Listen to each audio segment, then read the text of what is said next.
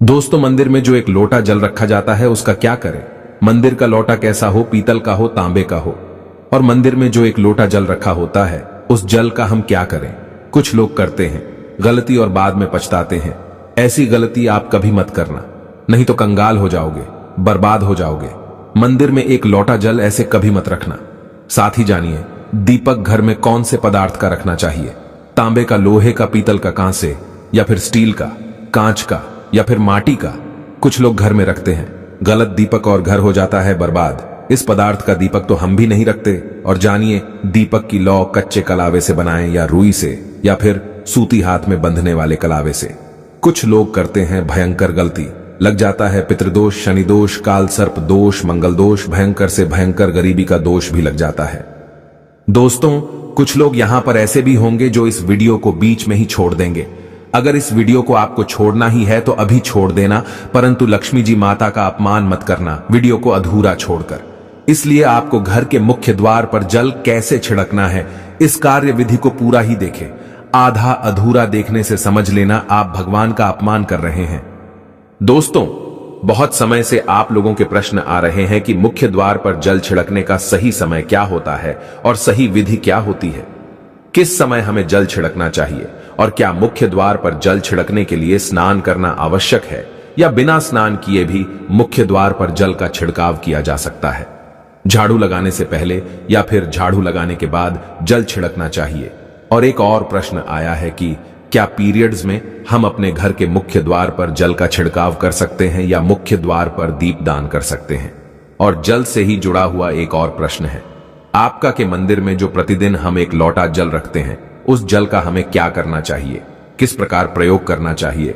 क्या हम उसे खाने में प्रयोग कर सकते हैं या फिर हम किसी पौधे में डाल सकते हैं। उस जल का उपयोग किस प्रकार से होना चाहिए। और कुछ लोगों का कहना यह है कि जब हम मुख्य द्वार पर जल छिड़कते हैं तो घर के अंदर की तरफ से जल छिड़कें या घर के बाहर की तरफ से जल का छिड़काव करें। इसके बारे में कई लोग शंका में हैं। आज यह शंका भी दूर हो जाएगी। और मुख्य द्वार पर जल छिड़कने से संबंधित आपका अगला प्रश्न है कि कई ऐसे लोग हैं जो कि फ्लैट में रहते हैं, कुछ ऐसे लोग हैं जो कि किराए के मकान में रहते हैं, एक ही कमरे में रहते हैं, तो उन्हें अपने घर पर मुख्य द्वार पर दीपदान किस प्रकार से करना चाहिए, जल कहां छिड़कना चाहिए। मतलब वह इस जगह को मुख्य द्वार मानकर वहां पर मुख्य द्वार से जुड़े हुए उपाय करें। तो आज की वीडियो पूरी तरह से आपके प्रश्नों पर ही आधारित है। मुख्य द्वार पर जल छिड़कने का सही समय क्या होता है और सही विधि क्या होती है। तो देखिए, अगर आप मुख्य द्वार पर जल छिड़कते हैं तो आपको ध्यान रखना है कि जल आप एक दिन पहले ही, मतलब रात को सोने से पहले एक पात्र में, कोई भी आप पात्र ले सकते हैं, जैसे कि आप एक तांबे का भी पात्र ले सकते हैं। तांबे का ना हो तो आप पीतल का ले सकते हैं, स्टील का ले सकते हैं, चांदी का ले सकते हैं, जो भी पात्र आपके पास उपलब्ध हो।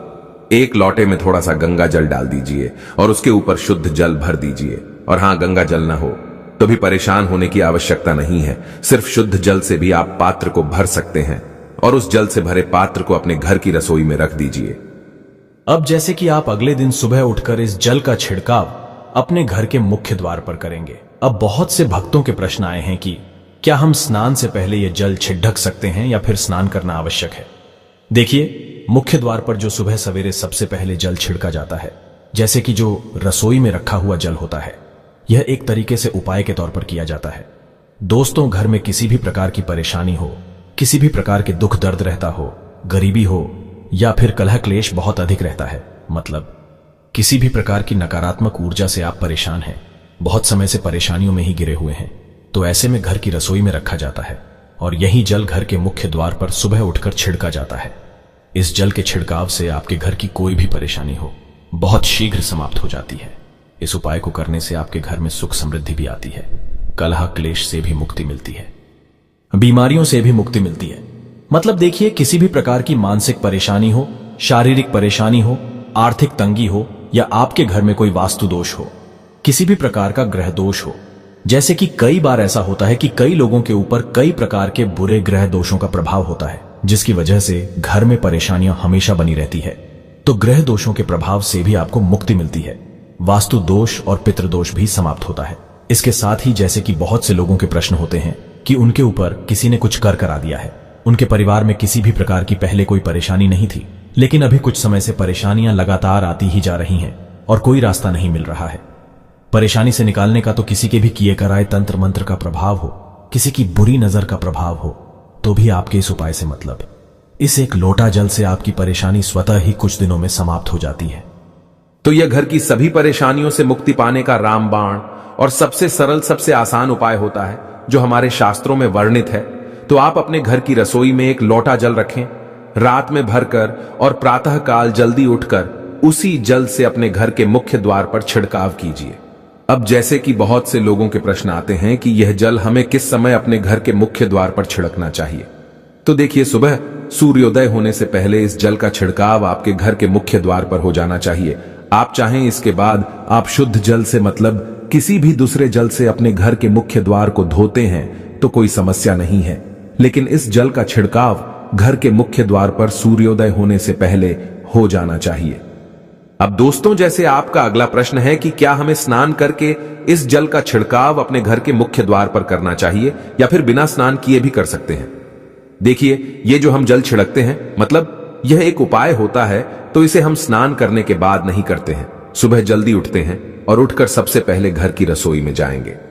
उसके बाद उस जल को लेकर आप घर के मुख्य द्वार पर जाएंगे। मुख्य द्वार खोलकर मतलब मैन गेट खोल दीजिए और उसके बाद मुख्य द्वार पर इसी जल का छिंटा दीजिए, छिड़काव कर दीजिए। और जल का छिड़काव करते समय अपने पितरों का ध्यान कीजिए, मां लक्ष्मी का ध्यान कीजिए, क्योंकि कहा जाता है कि सुबह सुबह मां लक्ष्मी प्रत्येक द्वार पर आती है, सबके द्वार पर आती है, जिनके भी द्वार खुले होते हैं, जिनके घर में जल का छिड़काव मुख्य द्वार पर हुआ रहता है, उसके घर में प्रवेश कर जाती है। तो महालक्ष्मी का अपने मन में ध्यान कीजिए और एक तरह से प्रार्थना कीजिए, हे मां लक्ष्मी, आप मेरे घर में प्रवेश करें, मैं आपका स्वागत करने के लिए तैयार हूं। और इसके बाद अपने पितरों का ध्यान कीजिए, क्योंकि हमारे घर की दहलीज होती है, वहीं पर पितरों का वास माना जाता है। तो जब आप दहलीज पर जल के छींटे देते हैं तो आपके पितर बहुत प्रसन्न हो जाते हैं और उनका आशीर्वाद भी आपको प्राप्त होता है। तो सुबह जो आप जल छिड़के, इसके लिए स्नान करने की आवश्यकता नहीं है, बिना स्नान किए भी कर सकते हैं। दोस्तों, वीडियो में आगे बढ़ने से पहले आपसे छोटा सा निवेदन है कि कमेंट बॉक्स में जय मां लक्ष्मी अवश्य लिखें। महालक्ष्मी जी, जो भी भक्त इस वीडियो को देख रहा है उसके घर में सुख समृद्धि आए, उसके घर में कोई भी परेशानी नहीं आए और पूरा परिवार सुख शांति से अपना जीवन यापन करे।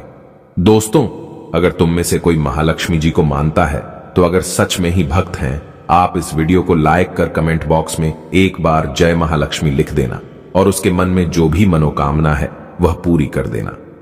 अब दोस्तों, आपका अगला प्रश्न है कि क्या झाड़ू लगाने के बाद हमें जल का छिड़काव करना चाहिए या फिर झाड़ू लगाने से पहले भी जल का छिड़काव कर सकते हैं। तो देखिए, जैसे मैंने आपको पहले ही बताया था कि उठने के बाद सबसे पहला कार्य जो आपको करना है वह जल का छिड़काव ही करना है। उसके बाद आप झाड़ू लगा सकते हैं, लेकिन एक चीज का ध्यान रखिए, जब हम सोकर उठते हैं तो सबसे पहले बिस्तर पर बैठे हुए ही अपने दोनों हथेलियों को जोड़कर और दोनों हथेलियों को सामने से जोड़कर पूरी हथेली को देखा जाता है। उसमें मां लक्ष्मी का ध्यान किया जाता है। उसके साथ ही 5 देवताओं का ध्यान किया जाता है।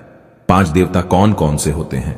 मां दुर्गा, भगवान शिव, भगवान श्री हरि विष्णु, गणपति, गजानन और भगवान सूर्य देवता। 5 देवताओं का ध्यान हम अपने हाथों में ही करते हैं, हथेलियों में ही करते हैं। कराग्रे वसते लक्ष्मी, कर मध्य सरस्वती, कर मूल्य तू ब्रह्मा, प्रभाते कर दर्शनम।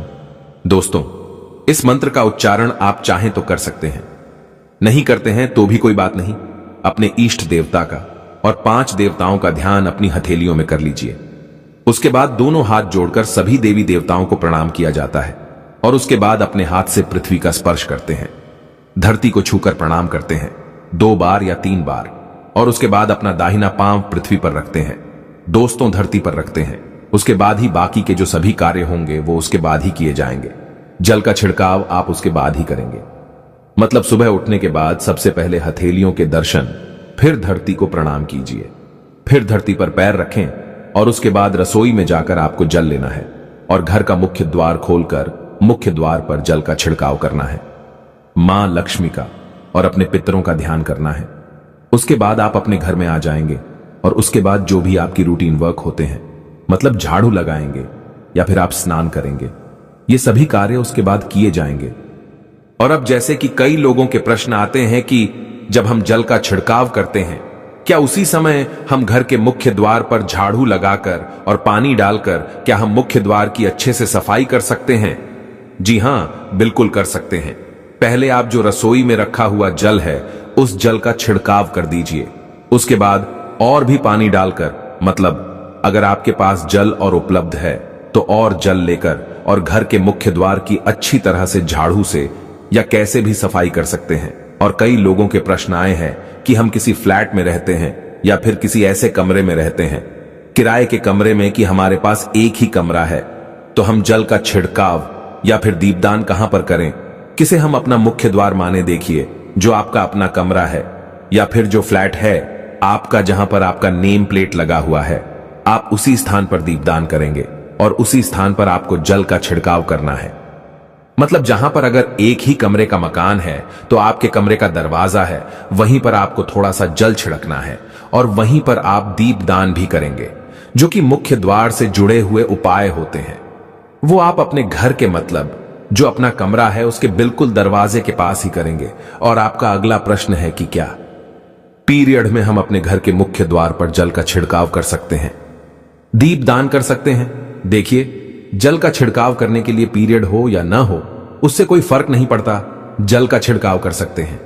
रही बात दीपदान की, तो दीपदान देखिए कार्मिक पूजा में आ जाता है और कार्मिक पूजा हम बिना शुद्ध हुए नहीं कर सकते हैं, मतलब पीरियड समाप्त होने के बाद ही आप कर सकते हैं। दोस्तों, बाकी जल का छिड़काव आप कभी भी कर सकते हैं, पीरियड्स में भी कर सकते हैं, कोई समस्या नहीं है। और अब आपका प्रश्न है कि क्या मंदिर में जो हम जल रखते हैं क्या वो रखना जरूरी है, और अगर हम रखते हैं तो उस जल का क्या करें? देखिए, मंदिर में जल रखना बहुत आवश्यक है। जल एक ऐसी चीज होती है जिसमें सभी प्रकार की जो एनर्जी होती है ऑब्जर्व हो जाती है। तो जो हम पूजा पाठ करते हैं, मंत्रों का जप करते हैं या वहां पर प्रार्थना करते हैं, जो भी हमारे अपने मन की कामना भी कहते हैं, भगवान से तो सभी चीजें उस जल में समाहित हो जाती हैं। इसलिए पूजा करने से पहले घर के मंदिर में एक लोटा जल रखा जाता है और उसके बाद दीपदान, मतलब एक दीपक प्रज्वलित कर दिया जाता है। यह अग्नि और जल का एक तरह से बैलेंस भी हो जाता है और इसलिए शास्त्रों के अनुसार घर के मंदिर में एक लोटा जल भी हमेशा होना चाहिए और दीपक भी प्रज्वलित करना चाहिए। तो अब इस जल का करना क्या चाहिए? देखिए, जब हम जल रखते हैं सुबह की पूजा में रखते हैं, मतलब सुबह जो हम पूजा करते हैं, प्रातःकालीन पूजा, उस समय जल रखा जाता है और वह जल हम अगले दिन उठते हैं, मतलब जब आप अगले दिन पूजा करने जाते हैं दोस्तों, स्नान इत्यादि करने के बाद तो आप उस जल को उठाते हैं। सबसे पहले तो उस जल का प्रयोग सुन लीजिए। आप अपने घर के सारे कमरों में, मतलब पूरे घर में उस जल का छिड़काव करते हैं, तो इससे आपके घर का शुद्धिकरण हो जाता है, क्योंकि वह बहुत ही पॉजिटिव एनर्जी से भरा हुआ जल होता है। इससे कई बीमारी स्वतः ही दूर हो जाती है। उस जल का छिड़काव करने से किसी भी प्रकार की नकारात्मक ऊर्जा का प्रवेश आपके घर में नहीं होता। किसी भी प्रकार की परेशानी आपके घर में हो, अगर आप नियमित तौर पर उस जल का छिड़काव करें अपने घर में, तो निश्चित ही आप परेशानियों से मुक्ति पा जाते हैं। किसी के कर तंत्र मंत्र के प्रभाव से मुक्ति पा जाते हैं। दूसरा, इसका उपाय आप कर सकते हैं, जैसे कि घर में कोई बीमार है तो आप इस जल को उस व्यक्ति को पीने के लिए दे सकते हैं। और यह जल इतना पावरफुल होता है कि इस जल को पीने से बड़ी बीमारियों से, मतलब लंबी बीमारियों से भी धीरे धीरे राहत मिलने लग जाती है। कई बार होता है ना कि आप लोगों के प्रश्न आते हैं कि दवाई तो हम कर रहे हैं लेकिन दवाई हमें लगता ही नहीं है, दवाई का कोई प्रभाव ही देखने को नहीं मिलता। तो ऐसे में अगर दवाई के साथ साथ उस जल को पीने के लिए रोगी को दिया जाए, यानी मेडिसिन, इसी पानी से अगर खाई जाए तो बहुत अच्छी दवाइयां काम करने लग जाती है। और जैसे कि परिवार में अगर बहुत अधिक कलह क्लेश रहता है, हमेशा आपस में सामंजस्य बनता ही नहीं है, आपस में हर बात पर मतभेद होता है, तो परिवार के सभी सदस्य इस जल में से अगर थोड़ा थोड़ा पीते हैं तो धीरे धीरे विचारों में परिवर्तन आने लग जाता है। सकारात्मक विचार सभी के होने लग जाते हैं और आपस में समन्वय होने लग जाता है। घर से कलह क्लेश और मतभेद हमेशा के लिए समाप्त हो जाते हैं। और मंदिर में रखे हुए जल का अगला उपाय क्या है? देखिए, अगर आप कोई दुकान करते हैं, कोई व्यापारिक स्थल है, आपका तो प्रतिदिन इसी जल में से थोड़ा सा जल ले जाकर दुकान पर, व्यापारिक स्थल पर छिड़काव कीजिए। इससे आपका दुकान, आपका काम बहुत अच्छा चलता है, मतलब किसी भी प्रकार की परेशानी आपके व्यापारिक स्थल पर नहीं आती है, क्योंकि जैसा मैंने आपको बताया, ये जो जल होता है बहुत पावरफुल होता है बहुत पॉजिटिव होता है। अब मंदिर में रखा एक लोटा जल पावरफुल और पॉजिटिव से भरा क्यों होता है? क्यों इसमें सकारात्मक ऊर्जा का भंडार होता है? आइए जानते हैं। देखिए, जल जो होता है अमृत हुआ, मीठे मीठे फल हुए, भोजन हुआ, अनाज हुआ, उससे भी बढ़कर माना जाता है। देवी देवता आपके दिए हुए इसी जल को ग्रहण करते हैं। मंदिर में एक लोटा जल रखना उतना ही जरूरी है जितना आप सुबह दोपहर शाम का भोजन करते हैं। जब हम भगवान की पूजा करते हैं और तांबे के पात्र में या पीतल के पात्र में एक लोटा जल जरूर रखते हैं। जल जो होता है सागर रूपी होता है और यही सागर आपकी नैया पार लगता है। मंदिर में एक लोटा जल रखने का कारण एक और यह होता है कि जो लोग भगवान को डेली भोजन नहीं करा सकते तो वह मंदिर में एक लोटा जल रखते हैं ताकि भगवान इसे ग्रहण करें और यह जल रूपी प्रसाद इसके अगले दिन यह सुबह के समय आप प्रसाद समझकर ग्रहण करें। लेकिन याद रहे, मंदिर में रखा लोटा जल कभी भी तुलसी में अर्पित नहीं करना चाहिए। उसके लिए आप अलग से तांबे के पत्र से तुलसी में जल अर्पित कर सकते हैं, क्योंकि यह जल सभी देवी देवता ग्रहण करते हैं, तो इसीलिए तुलसी में डालना वर्जित है। लेकिन हां, अगर आपके घर में लड्डू गोपाल है, राधा कृष्ण है और आप एक लोटा जल उनके लिए अर्पित करते हैं तो आप अगले दिन यानी सुबह के समय वह जल तुलसी में चढ़ा सकते हैं। मंदिर में जो एक लोटा जल रखा होता है उसके अगले यानी सुबह के समय आप इस जल से अपनी आंखें जरूर धोया करें। इससे आंखों में रोशनी बढ़ती है और आंखों में जितनी भी बीमारी आ जाती है वह दूर होती है। शास्त्रों के अनुसार जो लोग मंदिर में एक लोटा जल भरकर नहीं रखते तो उनके घर में अकाल पड़ जाता है, घर कंगाल हो जाता है, बर्बाद हो जाता है, परिवार में मुसीबतें आ जाती हैं और गरीबी का आगमन हो जाता है। आप चाहें तो एक लोटा जल में पुष्प आदि डालकर रख सकते हैं, बहुत ही शुभ माना जाता है। मंदिर में जो जल रखा जाता है उससे हम और क्या क्या कर सकते हैं, आइए जानते हैं। तो इस जल का छिड़काव करने से बहुत सारी परेशानियां स्वतः ही समाप्त हो जाती है। जैसे अगर आपके दुकान पर किसी की नजर लगी है, बहुत से लोगों के प्रश्न आते हैं कि हमारे काम को किसी ने बांध दिया है, मतलब किसी की बुरी नजर ऐसी लग गई है कि पहले तो दुकान बहुत अच्छी चलती थी, अब नहीं चल रही है, तो आप इस उपाय को कर सकते हैं। निश्चित ही बहुत जल्द ही आपको परेशानियों से मुक्ति मिल जाती है और दिन दुगनी रात चौगुनी आपके व्यापार में तरक्की होती है।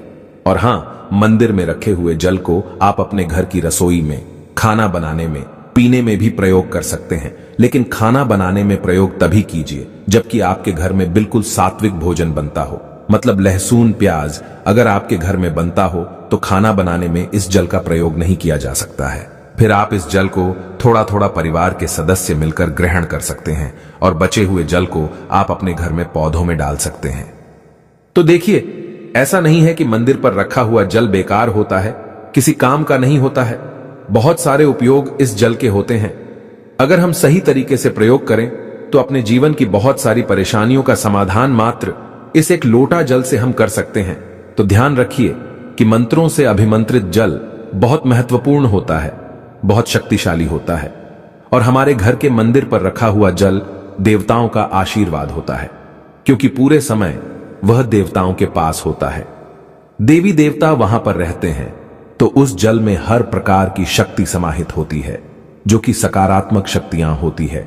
और इस जल का प्रयोग अगर हम सही तरीके से करते हैं, मतलब उसको पीने में करते हैं, खाना बनाने में करते हैं, घर में जल का छिड़काव करने में करते हैं, तो इससे हमारी समस्याओं का समाधान होता है। और अगर कोई भी कार्य नियमित तौर पर मतलब प्रतिदिन किया जाता है तो उसका हमें लाभ प्राप्त होता है। कभी कभी करेंगे तो निश्चित ही आपको उतना लाभ दिखाई नहीं देगा, लेकिन अगर आप नियम बना लेंगे कि हर रोज उसी जल से घर में छिड़काव करना है, घर में प्रत्येक व्यक्ति को थोड़ा थोड़ा पीने के लिए देना है, बचे हुए जल को पौधों में डाल दीजिए, दुकान पर छिड़क दीजिए, अपने घर के व्यापारिक स्थल पर छिड़काव कीजिए, बच्चों की बुक्स शेष में अपने घर की तिजोरी में हर जगह इस जल का छिड़काव कीजिए और नियमित तौर पर कीजिए। चमत्कार आपको निश्चित ही देखने को मिलेगा। इसी प्रकार से जो रसोई में रखा हुआ जल होता है उसका छिड़काव अपने घर के मुख्य द्वार पर कीजिए, तो इसका भी आपको लाभ बहुत ही शीघ्र दिखाई देगा। लेकिन इसे अपने रूटीन में शामिल करना होगा, प्रतिदिन नियम से यह कार्य करना होगा, तभी आपको लाभ देखने को मिलेंगे। और हां, कई लोगों के प्रश्न आते हैं कि मंदिर पर जो रखा हुआ जल होता है तो जब हम अगले दिन उठाते हैं तो उसमें कई बार कुछ चीजें पड़ जाती हैं, कोई कीड़े मकोड़े पड़े जाते हैं क्योंकि खुला होता है। तो क्या हम उसे ढक सकते हैं? जी हां, बिल्कुल ढक सकते हैं। जब आप पूजा करते हैं सुबह के समय तो जब तक पूजा कर रहे हैं, जब तक मंत्रोच्चारण कर रहे हैं, तब तक जल खुला रखिए। और उसके बाद जैसे कि आप पूजा पर से उठते हैं तो उससे पहले जल को किसी भी प्लेट से या कटोरी से ढक दीजिए। फिर जब आप अगले दिन उस जल को उठाएंगे तो बिल्कुल शुद्ध और साफ सुथरा जल आपको मिलेगा और उस जल का प्रयोग आप अपने किसी भी कार्य में कर सकते हैं। और दोस्तों, आप जब भी घर के मुख्य द्वार पर जल छिड़काव करें तो गणेश जी भगवान का यह मंत्र जरूर बोले, ओम गणपतये नमः। और जो हमने आपको वीडियो में बताया है उसे ध्यानपूर्वक अच्छी तरीके से समझकर अपने घर के मुख्य द्वार पर जल का छिड़काव करें। दोस्तों, अब जानते हैं दीपक किस पदार्थ का होना चाहिए, लोहे का, तांबे का, पीतल का, कांसे का, या फिर स्टील का, या माटी का, या कांच का। आखिर घर में कौन सा दीपक शुभ माना जाता है रखना? अगर गलती से भी घर में गलत पदार्थ का दीपक रख लिया है तो पूरा घर अस्त व्यस्त हो जाएगा, कंगाल हो जाएगा, बर्बाद हो जाएगा। दोस्तों देखिए, स्टील के दीपक में पूजा करना घर में शनि को कुपित करता है। घर में लोहे के दीपक में पूजा नहीं करना चाहिए, घर बर्बाद हो जाता है, गरीबी आ जाती है।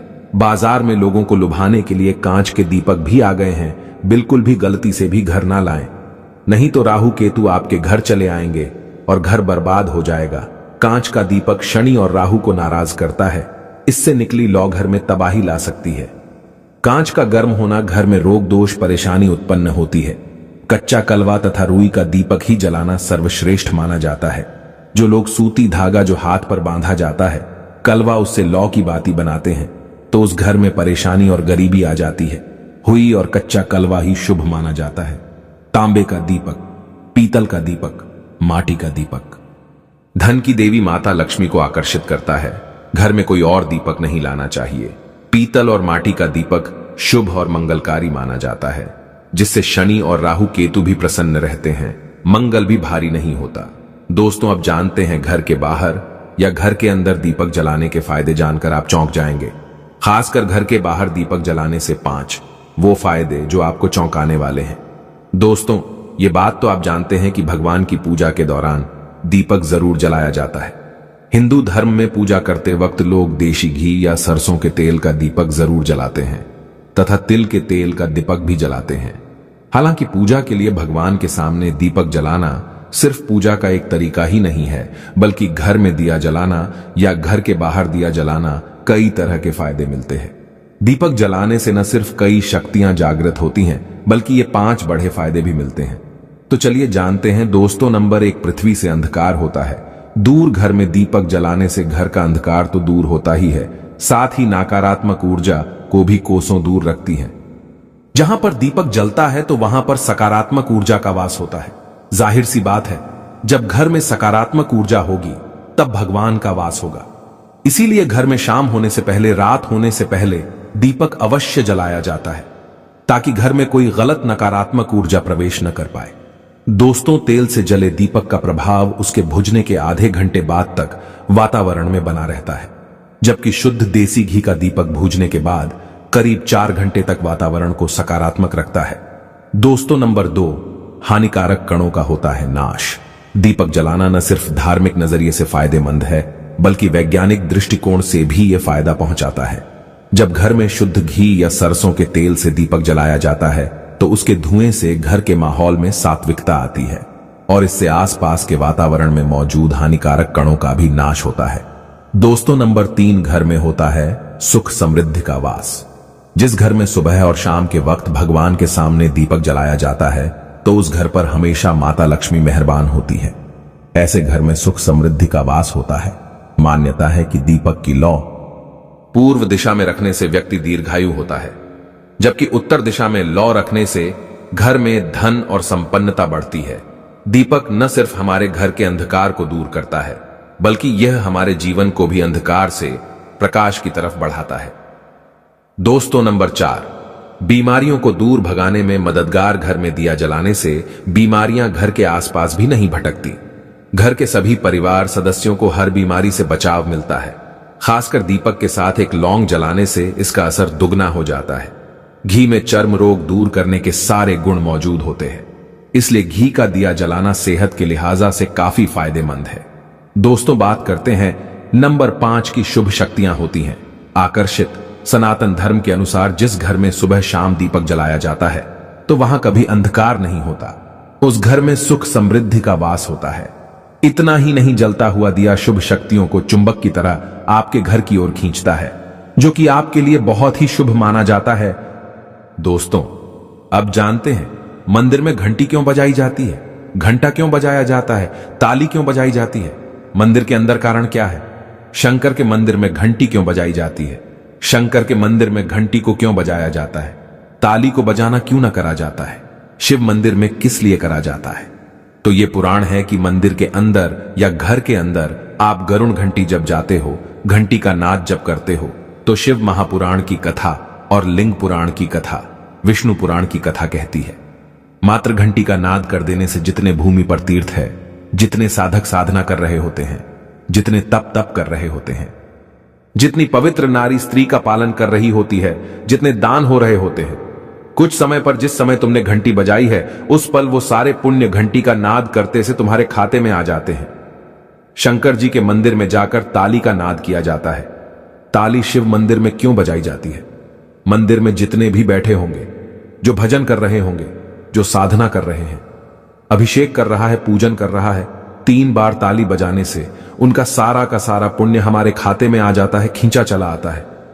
हमारा भाग्य प्रबल हो जाता है, 1 सेकंड में हमारे खाते में आ जाता है और हमें लगता है हम शंकर को रिझा रहे हैं। शंकर को रिझाएं शिव जरूर देते हैं। घर में गरुड़ घंटी का नाद करना। दोस्तों, इसलिए बच्चों को खेलने के लिए घंटी नहीं दी जाती। गरुड़ घंटी कोई खेलने को नहीं देता। दूसरा सामान दे देंगे पर गरुड़ घंटी नहीं देंगे। क्यों नहीं देते? क्योंकि गरुड़ घंटी का जब नाद किया जाता है तो सबका पुण्य हमारे खाते में जाता है। कोई साधारण है घंटी बजाना? पूजन के समय, स्मरण के समय पर भजन आदि करना चाहिए। इसलिए घंटी भी हर कभी नहीं बजाई जाती। और आपसे भी निवेदन है, मंदिर में भी जाओ तो घंटी का नाद करो तो बड़े प्रेम से करो, ऐसे नहीं बजाओ, बजाए जाओ। कई मंदिरों में मंदिर का पट बंद हो जाता है तो भी लोग घंटी बजा देते हैं, दोष लगता है। भगवान अगर मंदिर में सो रहे हैं तो उस समय घंटी बजाना घोर पाप माना जाता है। जिस जगह पर ब्राह्मण विद्वान हैं, साधक हैं, संत हैं, साधु हैं, मंदिर अगर बंद होता है तो उसके साथ में घंटी के नीचे के भाग को रस्सी से ऊपर बंद दिया जाता है, जिससे बजे ना। कहते हैं अगर भगवान अगर विश्राम कर रहे हैं, सो रहे हैं, निंद्रा अवश्य है या पट बंद है, कुछ समय पट बंद का समय है और घंटी का अगर नाद हो जाए तो कहते हैं 11 ब्राह्मण के भूखे रहने का दोष लग जाता है जीवों को। मात्र घंटी बजा देने पर अगर भगवान विश्राम में है, पट बंद, दरवाजा बंद और लिखा हुआ है समय मंदिर खुलने का समय 11 बजे से 3 बजे तक मंदिर बंद होने का समय, और तुमने यदि समय देख लिया, फिर भी तुमने तो देख लिया और तुम उस समय कह रहे हो मैं दूर से आया हूं, घंटी तो बजाऊंगा, तो ऐसा करने से कई लोगों के भूखे रहने का दोष आपको लग जाता है। घंटी बजाने का सबसे शुभ समय माना जाता है सुबह 4 बजे से लेकर सुबह 11 बजे तक अत्यंत दुर्लभ और मंगलकारी माना जाता है। इस समय घंटी बजाना और रात के समय शाम 6 बजे से लेकर रात 11 बजे से पहले तक पूजा पाठ तथा घंटी बजा लेनी चाहिए, क्योंकि 12 से पहले तथा 12 के बाद मंदिर के पट बंद कर दिए जाते हैं। इस समय देवी देवता विश्राम करते हैं, निद्रा में चले जाते हैं। इस समय उन्हें जगाना मतलब घोर पाप का भागीदार बनने के बराबर है। आप अपने पुण्य नष्ट कर सकते हैं। अगर आप थोड़ा बहुत भी माता लक्ष्मी का सम्मान करते हैं तो एक लाइक जरूर करना।